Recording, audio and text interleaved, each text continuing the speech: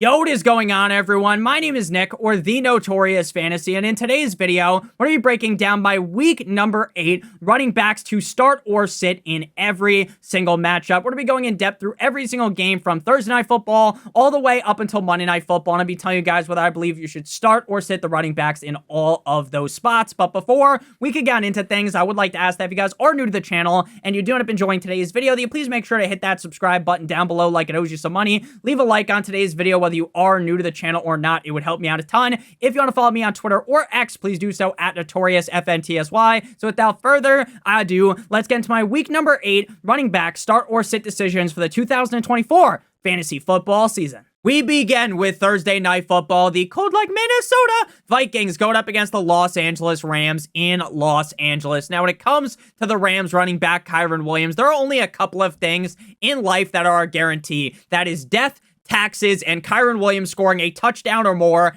every single week. Now, I understand that this is far from the ideal matchup, right? He's going up against a tough Minnesota Vikings run defense, and this could be a spot where Kyren Williams ends up letting you down.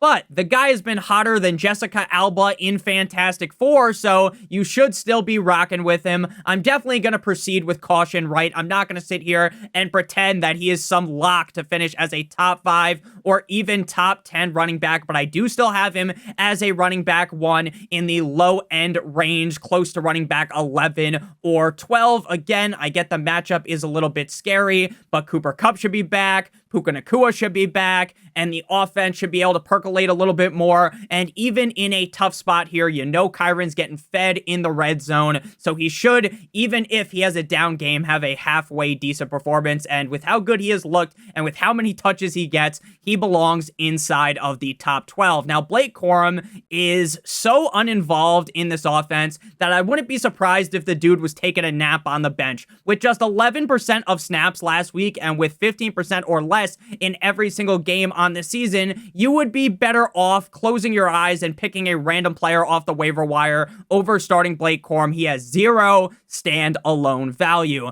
For the Minnesota Vikings, Aaron Jones is listed as questionable for what feels like the millionth game in a row dating back to his days in Green Bay. He is currently dealing with a hamstring injury, but he played amazingly last week like he was Andrew Garfield's Spider-Man as a top 12 running back in a very tough spot up against one of the best run defenses in the NFL in the Detroit Lions. 14 carries for 93 yards and a touchdown, as well as 3 receptions for 23 yards. Aaron Jones is the clear workhorse back on this team, and in an easy matchup for a running back up against the Rams defense, I expect Jones to finish as a high-end running back too. He has been a top 16 running back in 4 of the last 6 games, and honestly, you can completely just throw the Jets game into the garbage in London because he left very early on, so he's been a top 16 running back in 4 of 5 games. He is a clear, no-brainer top 18 play. For Ty Chandler, when Aaron Jones is healthy, Ty Chandler is about as useful as using an umbrella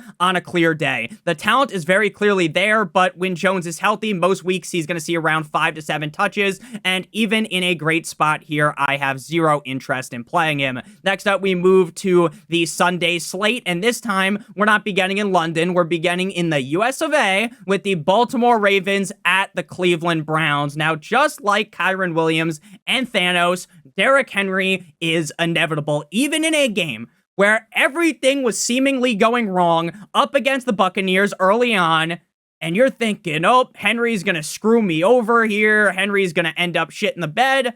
Nope, Buddy rushes for 169 yards in the game, and he also had a receiving touchdown as a top 10 running back, and he has had 5 straight games inside of the top 10. Going up against a Browns defense that is relatively suspect up against the run, I got Derrick Henry running a train, Bobby Bacala style, as a top 6 running back. Big Justice Hill brought the boom on Monday Night Football up against the Bucs. 3 receptions for 44 yards and a tug with 5 carries for 4 yards. Hill is a talented enough running back to every once in a while find himself inside of the top 24, but with Henry running as well as he is, there is just no need to play Justice Hill with no teams being on bye this week. For the Cleveland Browns, guess who's back? Back again. Chubb is back. Hello, friend. Chubb found the end zone in his first game, back on 11 carries for 22 yards and 1 reception for 10 yards. The team gave him 36% of the snaps compared to Pierre Strong's 50% and Foreman's 13%. Now, with famous Jameis Winston under center, the offense should be hit with a defibrillator and be revived here and actually be able to move the ball, not at snail's pace, which is great for my main man, 9-inch Nicholas Chubb. But right now, with them still ramping up from that insane injury that happened last year, it's very unlikely he sees a big enough workload for me to be confident playing him up against the Ravens. Ayo, Pierre, you want to come out here? Strong and Foreman will both be seeing touches as well as Chubb, which was evident last week. I just don't have any interest playing any of them. Next up, we move to the Tennessee Titans, the Les Titans at the Detroit Lions. Now, Tony P, and the P stands for Pollard, has been a reliable running back number 2 in most games. Now, last week, the team did not even close to remotely show up against the Buffalo Bills and proceeded to get slept by the Bills in the 3rd and 4th quarter. The game early on, it was close. Both teams jabbing each other. You would have seen, hey, very close fight through the first half. But in the second half, Josh Allen swung the hammer down Thor style and laid a pipe in that game. So the Titans were playing catch up with Mason Rudolph, the red-nosed reindeer, under center, and that led to Tony Pollard having a bit of a stinker. Now, he should see around 16 to 24-ish carries and around 3+ targets a week. The game script won't be the most ideal here, as the matchup isn't great up against the Lions, so he's more in the low-end running back 2 to high-end running back 3 range compared to normally where he's just kind of a staple inside the top 18, 20-ish running backs. For Tajay Spears, he's potentially coming off of a hamstring injury this week, according to offensive line coach Bill Callahan. When he's healthy, he had one meaningful game back up against a shitty Dolphins run defense with 11.9 points. With Pollard clearly running the ship here, and Spears just not seeing enough snaps leave him on the bench if he misses, Joey's brother, Julius Chestnut, should see like 15-ish% of the snaps, so he would be irrelevant. For the Lions, they got the Sonic and Knuckles combo, which is the ultimate running back duo in the National Football League. Gibbs, aka Sonic, which is what they're dubbing him as, was the running back numero uno last week. 15 carries for 116 yards and 2 touchdowns. He also went 4 for 4 like he was at Wendy's in the drive-thru for 44 yards in the receiving game. With Montgomery banged up, we saw Gibbs truly unleash his potential. Now, Montgomery should play, and the belief is that he will play, but even still, you're going to want Jahmyr Gibbs ranked inside the top 12, even up against a Titans run defense that, in my opinion, is very underrated. Now, Knuckles, aka David Montgomery, is reported to have no issues with the knee, according to Dan Campbell, which was very surprising that he came back and played last week, because once we saw that injury occur and once you kind of saw what was surrounding the injury, to me, I was kind of hitting the mental panic button. Now, I wasn't so panicked that I was like, oh, the season's over, he's fucked, because again, I'm not really a doctor. I'm as much of a doctor as Johnny Sins, but it didn't look the best. Anyone with 2 eyes would have told you that. Even someone with 1 eye might have been able to tell you that, right? It was not good at all. Shout out to Michael Bisping, the only person off the top of my head that I know has 1 eye. Great UFC commentator, great UFC fighter back in the day. So, Dan Campbell says he's good to go. He had 9 carries for 31 yards and 3 receptions for 39 yards. So even with Dan Campbell saying that, I really don't believe he will get his normal workload. And with his normal workload, even up against a tough Titans defense, you're ranking him inside the top 18 every single week and twice on Sunday. It's a no-brainer. You just do it. But with him being banged up in this matchup, he's more of a high-end running back 3. For me, close to being inside of the top 24. Next up, we move to the "This is our Colts, this is our team, we bleed blue" at the Houston Texans. Now, all summer, they called me a madman. They called me crazy for talking about how great Joe Mixon would be. They told me my brain wasn't fully functioning like I work at CTESPN, but Mixon has lived up to all my expectations, and frankly, he has surpassed my expectations. Back-to-back games inside the top 6, and over 26 points in 3 of 4 games. So essentially, every single game where he was healthy, lately, he has been a top 6 running back. Here up against the Colts defense that allows on average 159.9 rushing yards per game. I expect Joe Mixon to split them like the Red Sea and to finish inside of the top 6 at the running back position.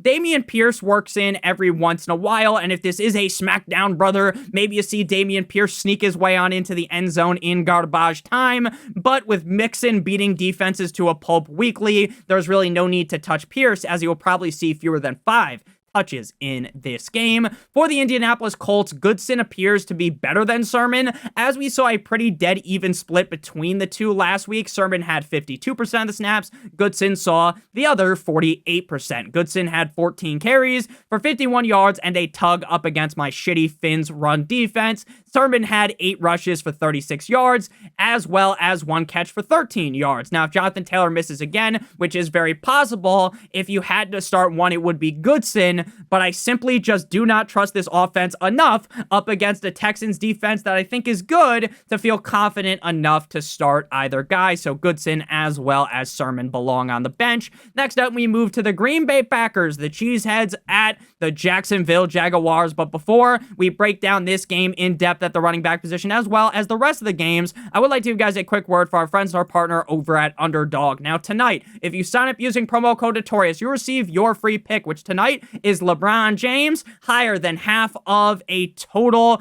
point tonight up against the Timberwolves. If that pick hits, plus any pick you put on the NFL or on the NBA, if both your picks hit, you will get 3 times what you put into your pick'em.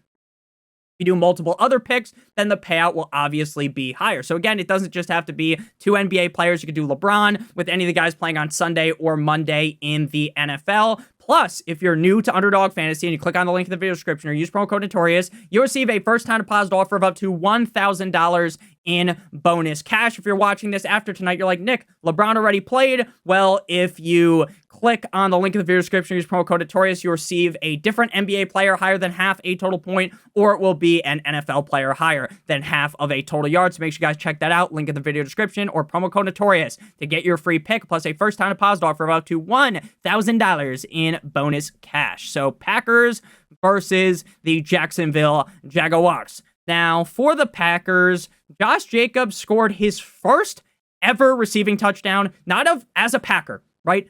Ever, dating back to his years on the Raiders. Last week against the Texans, he did it. He popped the cherry, which is kind of insane when you really think about it, because it's not like Josh Jacobs is Derrick Henry. It's not like he's a guy that used to have fucking butterfingers, can't catch the ball. He's a guy that gets a decent amount of targets, and he had 211 receptions before he finally scored a receiving touchdown, which is just insane in my opinion. He had 12 carries for 76 yards and 5 receptions for 16 yards and a tug, which we've already talked about, as the running back 13. He has been a reliable top 24 back for a majority of the season.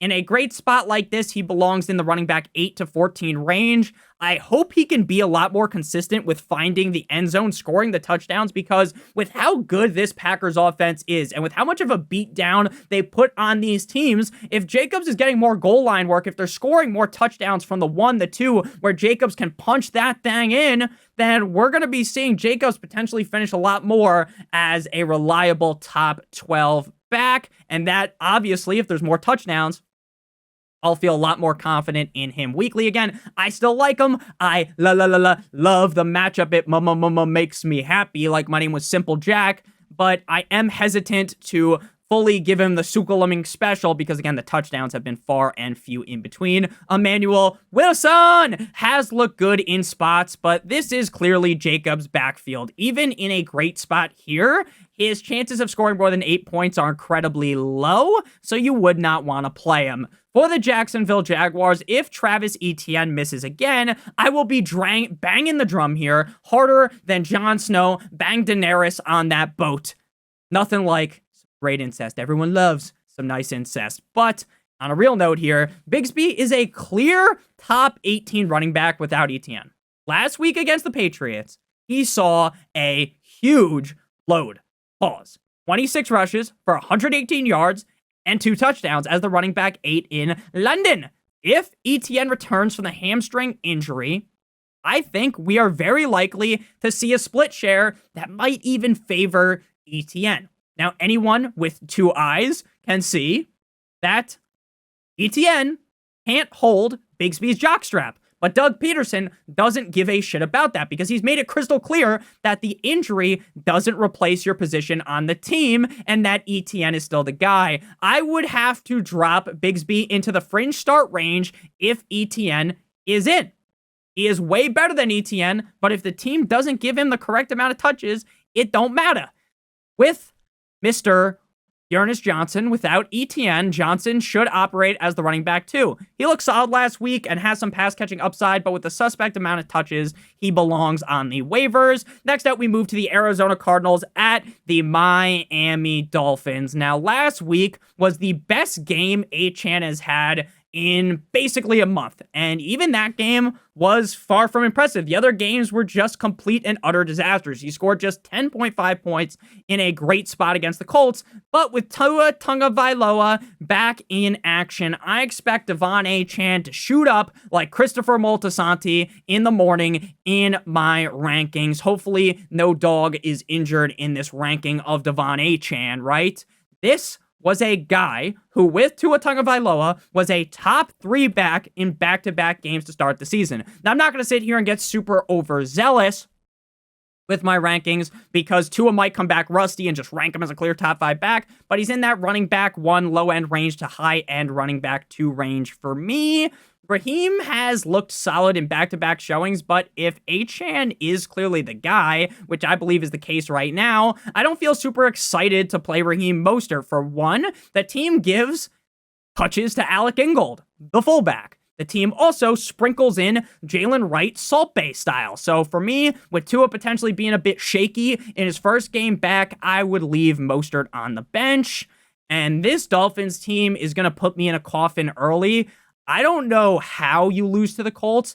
I don't know what the play calling is from Mike McDaniel. I don't know if this guy is a pussy. They stole his balls or something, because his coaching has been so bad this season that if we don't turn things around with Tua, I want to vote that motherfucker off the island, Survivor style, as a Dolphins fan. Now, James Conner looked great in a tough spot last week against the Chargers. He had 19 carries for 101 yards and 2 catches for 51 yards as the running back 15. This week, he has a much softer matchup against the Dolphins' run defense that gets double pumped old school Fortnite style basically every single week by the run. I do have my qualms with James Conner, though, which ultimately aren't really even his fault. It's just more of the fault of the team. They're so up and down weekly, and the offense didn't look great up against the Chargers on Monday Night Football.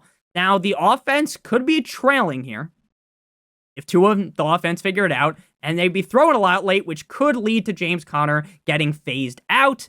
And I think he will be a reliable middle-of-the-road running back too, but with how the Cardinals have been playing, it is kind of very annoying as a James Conner owner. Trey Benson was sick entering into last week's game, and he only played in about 7% of the snaps. Normally, he sees around 20%, but with Conner being the clear workhorse back, there is no reason to waste your time or my own time yapping about Mr. Benson. Next up, we move to the New York Jumbo Jets at the New England Deflatriots. Now, Breece Hall has went back-to-back like the cover of Lethal Weapon, back-to-back like I'm Jordan 96-97. Woo! Very important and very pretentious. Back-to-back games inside the top 8 for Breece Hall. 12 rushes for 38 yards and a touchdown up against the Steelers on Sunday Night Football, as well as 6 receptions on 9 targets for 103 yards.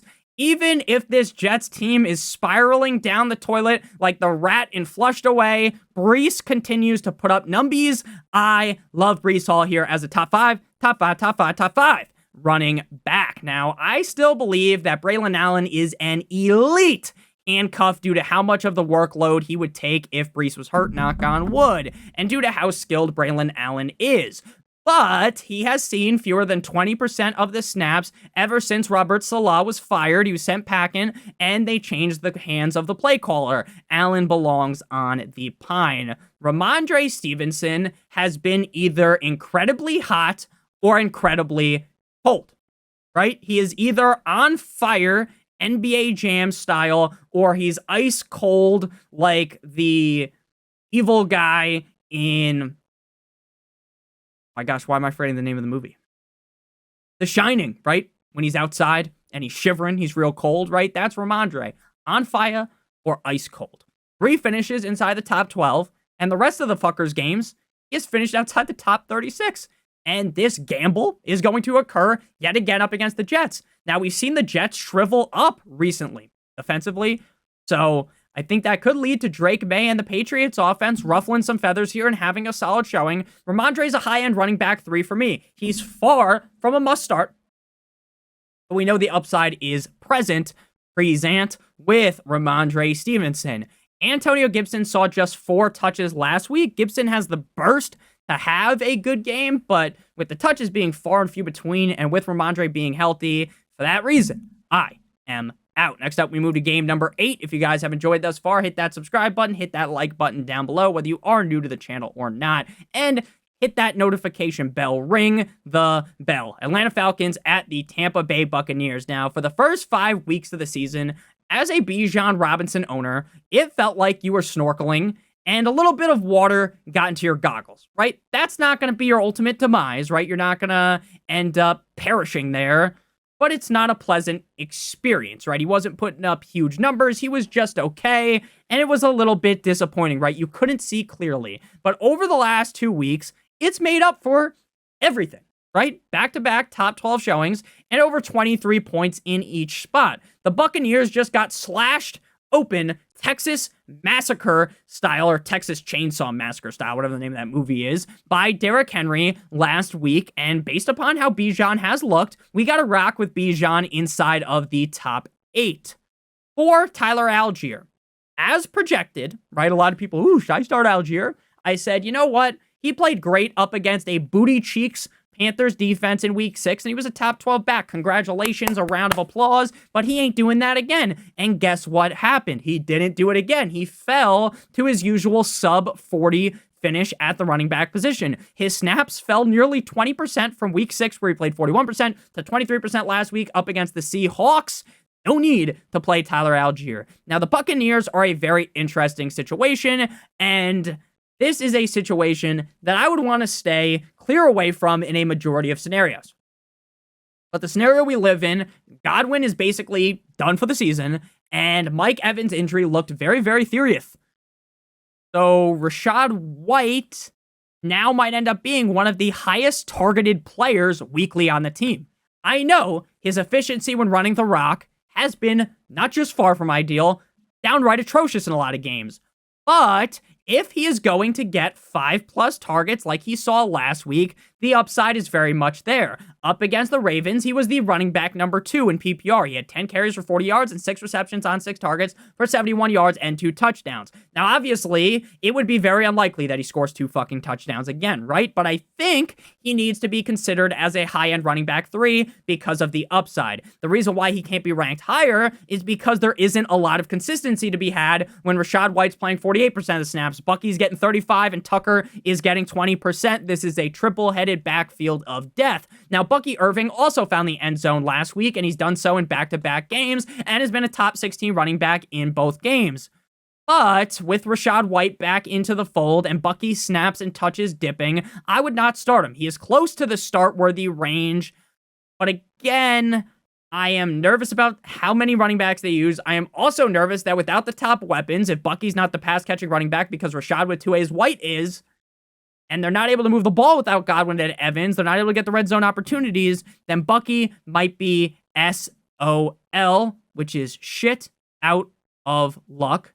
So I guess it's SOOL, but it is what it is. Next up, we move to the Philadelphia Eagles at the Cincinnati Bengals. Now, Saquon Barkley, last week up against the Giants, he ran like someone tied up his whole entire family in a basement in a random country, and bad things would happen to him if he didn't drop his nuts in the mouth of the Giants defense.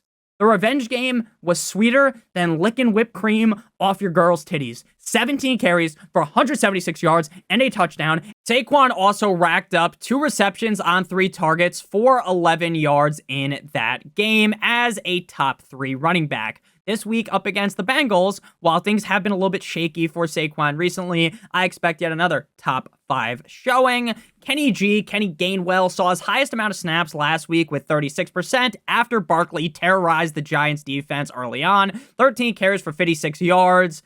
As long as the Eagles aren't up in a huge way like they were last week, which I don't expect to happen, I don't really see Gainwell getting more than like 4 or 5 touches, so he's a pretty clear sit.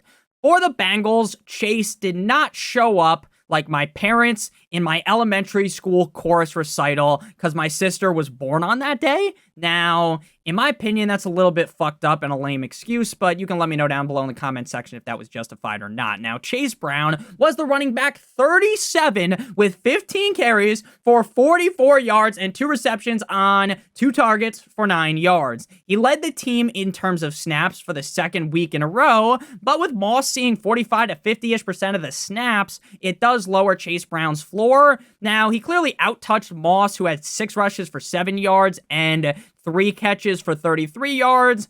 Brown is a fringe start in the running back 3 range. We've seen him play very well, but if this is a 50-50 split in terms of snaps, it just really is gross. Now, Zach Moss has had back-to-back games with just 6 carries, and like I said with Chase Brown, Moss's role in this offense is just slipping away. Any given Sunday, he can find the end zone. That is without a doubt, but with his last touchdown coming back in week number 6, which was a long time ago at this point in week number 8, up against the Panthers in Carolina, I just don't feel confident playing him. Next up, we move into the 4 o'clock window because as you can see, they absolutely jam-packed the 1 o'clock window, which to me just never really makes sense, right? I don't understand what the fascination is with having so many games at 1. Just split it evenly. Now, again, we've seen worse weeks in terms of the 4 o'clock window, right? Because no one's on bye. But it does kind of suck when you get all that excitement early on in the day.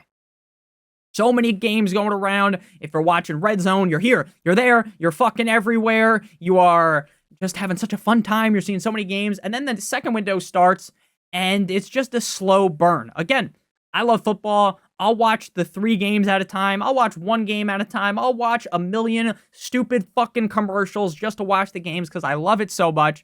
But to me, it is like a clear issue with the scheduling that they don't balance it more most weeks. So we got the Saints at the Los Angeles Chargers at 4 p.m. Eastern Standard Time. Maybe it's like 4:15, but it's the 4 o'clock window. So Alvin Kamara. The Saints got dicked down by the Broncos last week, which led to Kamara being a disaster. Nothing short of it. 7 rushes for 10 yards and 6 receptions on 7 targets for 14 yards. Prior to last week, he was basically a top 18 guy every single week, and he has had 3 games inside of the top 6. With the offense imploding on itself, and with them losing Rashid Shaheed, and them not having Derek Carr against a solid Chargers defense that are good against the run and the pass, you are very, very, very, very, very, very, very ambitious if you rank him inside the top 12. Now, obviously, Kamara, even in his old age, is still, even in bad spots, having the upside to get over 100 all-purpose yards and even multiple touchdowns. But up against the Chargers, with the offense's wheels falling off, I got him as a lower-end running back, too. Now, Kendre Miller was the running back, too, last week ahead of Jamal Williams. Miller led the team in rushes last week in rushing yards. Not technical rushes, but 6 carries for 36 yards. Despite the fact that basically everything Dennis Allen said all summer was basically that Kendre Miller can eat the dude's shorts and lick his asshole. But he did look solid last week, though, with Kamara clearly being the guy. There's no need to play the running back, too, on a Spencer Rattler-led offense up against a good defense. So just no need to do that. J.K. Dobbins started off this season like he was a stone-cold lock to be a top 12 running back on the season, as long as he was able to stay healthy. Knock on wood, because we know J.K. Dobbins stubs his toe, and he's out for the season. So top 5 games, back-to-back weeks to start off the season. After that, he has been not so hot, right? Running back 38, 34, 13, and 28. Now, I'm not going to sit here and jump off the bandwagon like it was on the Oregon Trail, but against the Saints team that can't stop the run, And with a team that loves to run the ball against a team that also is injured to shit and will be able to allow the Chargers to run the ball, I got Dobbins as a fringe top 20 back, anywhere from running back 18 to 24 feels like a safe range for him. Kamani Vidal looks like the clear handcuff for Dobbins. He had just 4 or fewer rushes in back-to-back games, with Dobbins clearly being the running back 1. There's no need to consider starting Vidal. Next up, we got the no one circles the wagons at the Buffalo Bills going up against the Seattle Seahawks. The Buffalo Bills in back-to-back games play up against Hawk and Tua. Playing up against the Hawks, and then the Dolphins. Very fucking funny, Nick. I know I'm here all week, guys. I'm here all week. Make sure you guys hit that subscribe button if you enjoyed that very intricate joke. So James Cook was all aboard the struggle bus last week, like his name was Miss Frizzle, as the running back 29 last week with 12 carries against the Titans for 32 yards and a touchdown, falling outside the top 24 by a solid margin. Now, this week, he looks to get the monkey off his back, and he was coming off of a toe injury, and typically those toe injuries are a little bit pesky bastard toe injury, and it did make him miss week number 6 up against the Jets, where Ray Davis went crazy, so don't panic, but the toe may still be lingering, so I got Cook more as a lower-end running back 1, instead of higher, because if I knew he was fully healthy up against the Seahawks defense that is trash against the run, he would be ranked much higher. Now, Ray J. Davis had the Titans defense looking like Kim Kardashian the way he fucked them last week. I am obviously being hyperbolic, as he had just 5 carries for 41 yards and a touchdown, but he did outscore James Cook. With James Cook in the lineup, though, I just don't have interest in playing Davis unless the team proves to me and to all of us that Cook will be able to coexist with Ray Davis, and they're going to go back to more of a split, because I just don't think that really is the case. For the Seattle Seahawks, Kenneth Walker, if you have him, you already know that you need to start him. But you're probably listening to hear how much I'm going to suck this guy off, metaphorically, of course, right? How much I love Kenneth Walker. He has ripped off 18 or more points in 4 of 5 games and has scored 20 or more points in 3 of those 5 games. Against the Bills, I get they looked good last week up against the Titans, but your local elementary school team defense will look good up against the Titans offense, so it's a no-brainer play to play Mr. KW the Third, and he will finish as a top 12 back in this spot. I got him inside of the top 8. I love Zach Charbonnet, and will always go bat for his skill set, but with Walker in the lineup, Charbonnet is virtually 2 to 6 points every single week, and you ain't gonna play that. Next up, we move to Chicago. The Chicago Bears at the left hands up. Who are we? The Commanders. Now, DeAndre Swift has been balling like Kobe back in 05 over the last 3 games, with all of his finishes inside of the top 6 with 20 or more fantasy points. Coming out of the bye week up against the Commanders defense that is far from hot up against the run, I expect Swift to have great success. Yet again, the goal line usage of Roschon is definitely frustrating if you're a Swift owner, because if Swift gets all the way down to the goal line and does the stanky leg and falls over at the 1-yard line, Roschon's probably going to vulture that. I'll take that. But at the end of the day, Swift is basically getting all the other touches and has scored a touchdown in back-to-back weeks, so all signs are pointing towards a top 12 finish for Monsieur DeAndre Swift. Now, despite a few weeks ago, the Bears staff slurping up Roschon Johnson and telling us fantasy players that Roschon will get the keys to the backfield, it was all fake news. His snaps are around 30 to 35% mark, and outside of the goal line work, he is essentially irrelevant due to the touchdowns being possible. He could land in the top 28, top 24 range, but ultimately, when you need a touchdown on a 5 to 10 touch guy weekly, I am just not very interested. For the Washington Commanders, Jaden Daniels reportedly did not suffer long-term damage to his ribs on Sunday, and first play of the fucking game, Jaden Stormy Daniels gets the ball, snapped to him. He's the quarterback. That's what happens. And he says, fuck it. I'm going beast mode. I'm running 46 yards. And then he gets hurt. Rib injury, and it's reported to be week to week. So week to week normally means not playing on Sunday, but I have read reports that says he could play. So that's what the head coach is saying. Your guess is as good as mine. It sucks that Jaden Daniels is hurt, though. He was looking great. Jaden Daniels misses this game. It does hurt his chances of being the MVP, but he's basically guaranteed, in my opinion, to be the Rookie of the Year as long as he can stay healthy for a majority of the season. So with me being nervous about Jaden Daniels playing, with Brian Robinson's play being a little bit weak weaker. Not weak, right? He's not struggling. He's not on the struggle bus, but he hasn't been playing as well. And up against a strong Bears defense, he could still be dealing with the injury, so it's okay. He's more of a low-end running back, too, for me weekly, especially if Marcus Mariota is under center. Austin Eckler is a guy that relies heavily on busting off one of those receptions that he gets on a couple of targets for a huge game, right? When that doesn't happen, he's a terrible play, which happened last week. And up against a tough Bears defense in a rough spot, I can't feasibly play him. Next up, we got the Carolina Panthers at the Denver Broncos, the Cats versus the Horses. Jonathan Brooks for the Panthers could return this week from the ACL tear that he suffered in November up against TCU last season in college on Texas. Now, he practiced in a limited fashion last Friday, and he missed last week. This week, the chances of return are higher than they were last week. I thought it was basically a 0% chance last week. The chances are a little bit higher. Are they sky high, like the great film? No, but they're still there, right? And if he isn't activated by week 9, which is quick math next week, then his season is over. Even if Brooks returns this week, I think they're going to ease him in. We talk about this every week. We talked about with Chubb last week, right? He found the pay dirt. He found the end zone. So people be like, Nick, you idiot. You didn't think you'd be able to do that. Sure, he did it.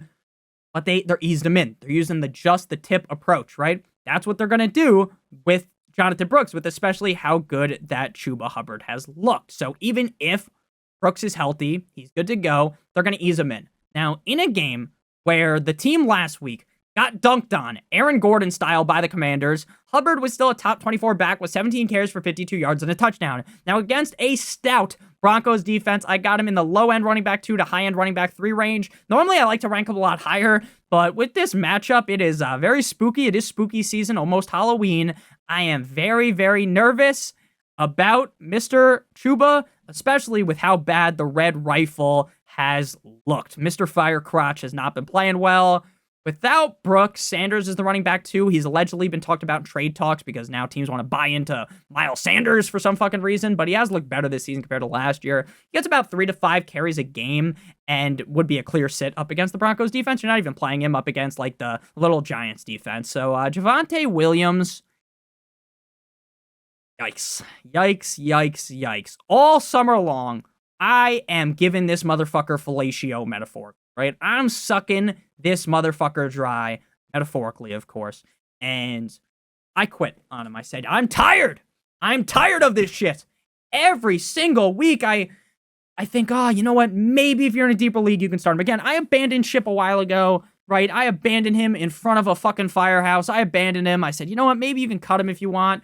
And then, after I utter those words, after being his biggest fan all summer long, the dude decided it was his time to shine, right? Up against the Saints defense, he had them calling him fucking daddy. 14 rushes for 88 yards and 2 touchdowns. Not 1, but 2. With 3 receptions on 3 targets for 23 yards. Now, one of my favorite sayings in life, and on this channel, you've heard it a million times. If you're not new to the channel, if you are new, hit that subscribe button, right? If you've been watching for a while, I've been saying this since I started making these videos when I was a 19-year-old in college. I would say, and it's a saying that my dad uses all the time, a blind squirrel finds a nut every once in a while, right? So normally we would say that. That's the case for Javonte. But playing up against the fucking Panthers defense. So it's definitely possible that he actually does end up repeating it, especially since the Broncos offense has looked a lot better over the last few weeks. So Javonte is a low-end to mid-range running back 2 for me on the week. Jaleel McLaughlin could be good if he got more work, but with Javonte percolating and Jaleel getting around 20 to 25% of the snaps, even against the Panthers, that is a clear no-go. Next up, we move to the final game before the primetime game, Sunday night and Monday Night Football. We got the Kansas City Chiefs at the Las Vegas Raiders. Now, with the Raiders, starting Alexander Madison is like at the end of the night when you go to the bar, right? You're drunk off your ass. You have struck out all night. You've talked to every single chick in the place. And it's like, okay, this isn't good. Nothing went our way. You swing and you miss, right? But then you end up being like, you know what? I'll go ahead and try to sleep with this person that I wouldn't normally sleep with, right? The drunk goggles got to you. And sure, you still got to bust, you know? But they're not going to look back on it very fondly. And to me, that's exactly how Alexander Mattison is, right? I'm not excited to play Alexander Mattison. He's a last-ditch effort. But he's had back-to-back games inside the top 24, and he should see enough volume to be fine as a running back 3/flex. 23 carries last week for 92 yards and 3 receptions for 31 yards. The Chiefs' defense is a lead against the run. Again, it's scary to play him. I don't want to play him, but sometimes to get the deal done, you just got to do it. If he couldn't catch passes, I wouldn't even have him ranked as a start, and he is honestly one of the lowest-end running backs that I have listed as a start on the week. Zamir White returned last week to get 3 touches for 13 yards and 1 catch for 14 yards. He was outsnapped by Abdullah by 2 snaps, and Madison played 70% of the snaps. White, even with the touches, sucked. Without the touches, he belongs on the waivers. Next up, we move to Kareem Hunt. Now, Pacheco was expected to miss 6 to 8 weeks following his injury back in week number 2, where we saw him limping off the field, and then after the game, he was in a walking boot and with crutches. He is eligible to return this week up against the Raiders. But why would they do that? Why would you bring him back against the Raiders? Why would you force it on the earlier part of the timeline when you're undefeated up against the Raiders? They own the Raiders. They are going to beat the Raiders to a pulp. You don't need to bring him back. I think it's a pipe dream for Pacheco to play, so we're not even going to talk about that as in the realm of possibilities. I just don't see that happening. Now, I think more than likely he returns next week up against the Tampa Bay Buccaneers on Monday Night Football, or in week number 10 up against the Broncos. Without Pacheco, Kareem is a high-end running back too weekly, especially in a matchup up against the Raiders defense that looks like they get hit with the 619 Rey Mysterio every single week. Last week in Santa Clara, he was the running back 11 with 22 carries.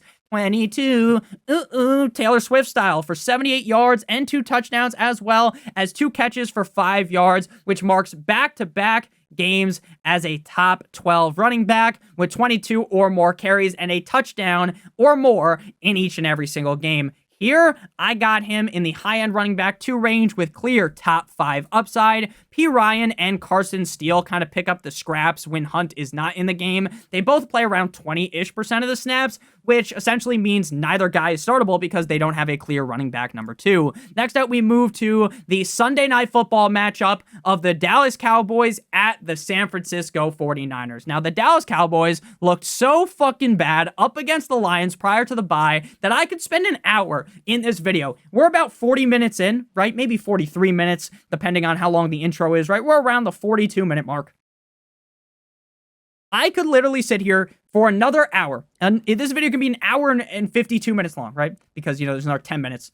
It would be a little bit less than that, but you get what I mean, because there'd be like another 3-4 minutes for the next game, right? I could sit here and yap all day long for the Cowboys. I don't like the Cowboys. I'm not a Cowboys fan, and I'm not going to sit here and do that to you, right? I'm not going to sit here and brutalize you yelling about the fucking Cowboys, right? Even though it would probably be funny, but I'm just going to give you guys a summary of what I would say, right? One of those Cliff Notes versions, or, when you go online, like when you were in college or in high school, and you didn't want to actually read the book, so you just looked up like the Cliff Notes or Spark Notes, whatever the fuck it was called that you guys used. Maybe it was something different. If you're older, you're younger than me, maybe it's something different. I'm 25 years old, so this is what I would have said. While Jerry Jones is still alive, this team is never going to win a Super Bowl. They're just not. For one, it seems like the team just isn't built correctly. For two, their fat-ass head coach named Mike McCarthy has shit for brains. Dak crumbles in big games, and they don't involve CeeDee Lamb enough in the second half of games. It's a recipe for disaster because the defense also sucks cock. This leaves me very, very, very, very, very, very nervous to start Rico, because this is a matchup up against a good team. This isn't a bad team. This isn't like they're going up against the fucking Raiders. This isn't like they're going up against some sorry-ass team, right, where Dak Prescott's gonna, yippee, fucking smack the shit out of the defense. No, this is a tough game. And yet, Rico will see enough volume to be fine, right? He's gonna be fine. But he's not a guy that I'm excited to start, and I think you would be crazy to be excited about him, but he should still finish in the running back 3/flex range. You can see the upside, even if the lights are dimming. For Zeke, his snaps are dropping quicker than Brian Daboll's weight on Ozempic. If you own Zeke, cut him. No reason to waste your time. Talking about a dude here who hasn't cracked 20 rushing yards since week number 1. For Jordan, the numbers, Mason, what do they mean? He has been on a downward spiral over the last 3 games as he started off the season hotter than Lane Kiffin's daughter. I wouldn't be too hard on him, though, as he did get hurt up against Seattle, and last week they got smacked by the Chiefs, which Yeah, they couldn't run the ball as much, right? We all know the Chiefs own the 49ers. The Cowboys defense got mauled prior to the bye week up against the Lions. So I do like Lion. I do like Mason as a fringe running back 1, high-end running back number 2. When the RB1 in San Fran is healthy, the running back 2 is basically the world's best bench warmer. Dude had just 1 carry last week, and we'll probably see just like 1 to 5 a week. So there's no need to play him. Christian McCaffrey may be returning soon. He may not be returning soon. Who fucking knows? Who knows what to believe at this point? Next up, we move to Monday Night Football, the New York Football Giants at the Pittsburgh Steelers. Now, there are certain people in life that are punching bags. They are easy to make fun of. And that is the case in the NFL. People hate Deshaun Watson. People seem to hate Najee Harris. I'm just being honest with you. He seems like one of the guys that so many fantasy players have been accosted by that most people unanimously do not like him. Now, I love Najee Harris. At the end of that game up against the Jets, I won $3,000 because my man found the end zone. So I love Najee Harris. I do. But, and this is a big but, shout out to Beyonce. I get people don't like him, but Najee has been balling recently, back-to-back games with over 100 yards and a tug, while I know Najee could easily plummet back down to earth because he's Najee fucking Harris. But the Giants' defense hasn't been great against the run, so Najee belongs in the middle to low end of the running back 2 range. Again, it's not fun to start him.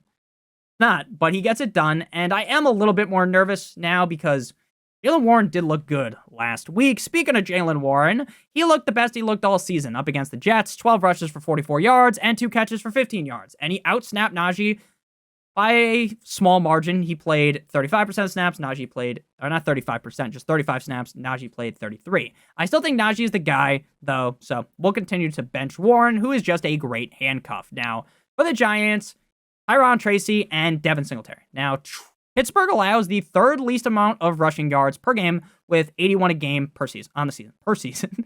81 yards per season. Imagine how crazy that would be. 81 yards per game on the season. And that interesting tidbit of information has me very, very nervous. Now, you match that with the fact that Tracy and Singletary are going to split work. You match that with the fact that this offensive line sucks more than Mia Malkova. It makes both guys very, very gross. Now, Tracy did lead the backfield last week with 67% of snaps compared to Singletary's 21%, but he's coming off an injury, so maybe they ramp him up more. Tracy saw just 6 carries and 3 receptions, while Singletary had 5 carries for 1 reception, with the game script seemingly being negative because the Steelers' offense is cooking up a danger witch under Russell Wilson, Mr. Unlimited. I don't think the Giants will get enough rushing opportunities to warrant starting either guy. Plus, I also do think that we could see more Singletary as he gets ranked up off the injury.